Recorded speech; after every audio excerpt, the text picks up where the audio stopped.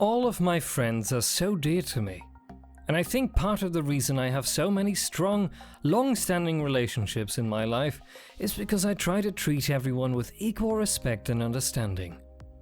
I recently decided to try and pinpoint exactly what I think makes the relationships in my life work so well. Here is what I found.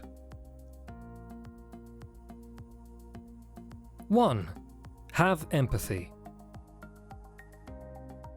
Everyone knows the golden rule. Treat others the way you wish to be treated.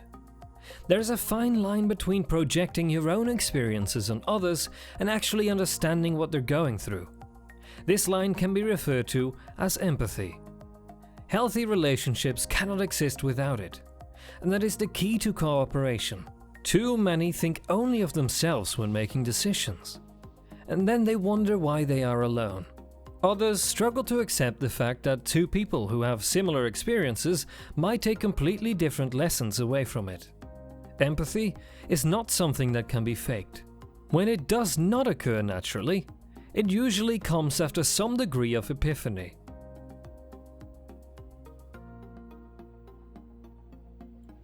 Two, know yourself. This concept is generally cited in reference to romantic relationships, but you'll find that self-awareness is a very useful tool in all human interactions. Many go through their lives confusing only on what others do to impede them. Much social attention can be tracked back to people who don't take responsibility for their failures. Those who have accepted their strengths and weaknesses are going to be more reliable and less likely to take on responsibilities they cannot handle. When you have attempted to understand the impact of your behavior, you will not be surprised or affronted when your mistakes are the root of a problem. Self-awareness requires more than just the willingness to turn a critical eye inward. You must be prepared to accept what you see without resentment, and then subsequently work to improve it. Keep in mind that the one thing all of your relationships have in common is you. 3. Show yourself to people. The most important thing after knowing yourself is being yourself. Many are socialized to associate fitting in with making friends. They develop the habit at a young age of clinging to something outside of who they really are as a way of gaining acceptance. In reality, the best and strongest friendships are based on honesty. If you're constantly your real self and you show that to the people regularly, flaws and all, others are going to be drawn to your honesty. So many people never bother to show the world who they are because they fear judgment or rejection. These are usually the people who have the most trouble making friends. The truth is, we all struggle with failure and rejection. Struggling openly puts the people around you at ease. It inspires them to drop their own persona and opens up dialogue about common hardships. 4. Do not judge.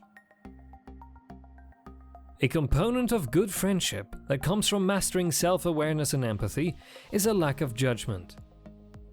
After you've accepted your own flaws and learning to struggle openly, it becomes much easier to accept others no matter where they are on their journey.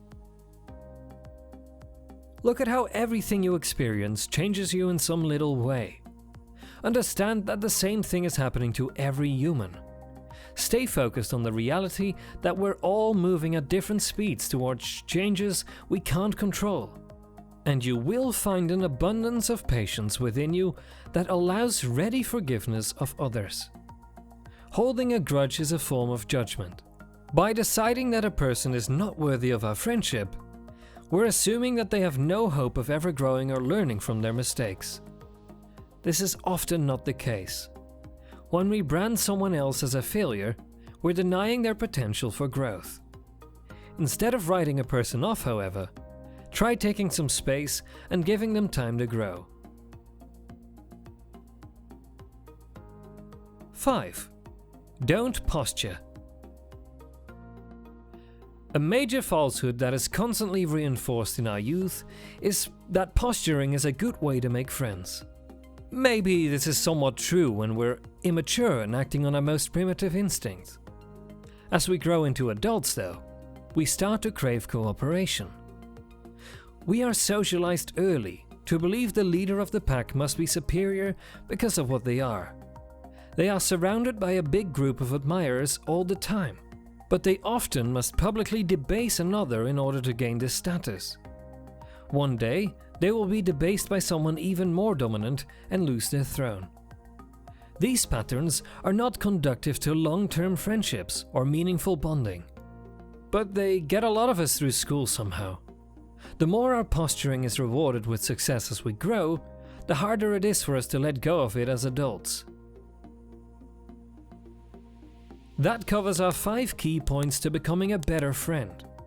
Thank you for watching. I'll see you all in the next video.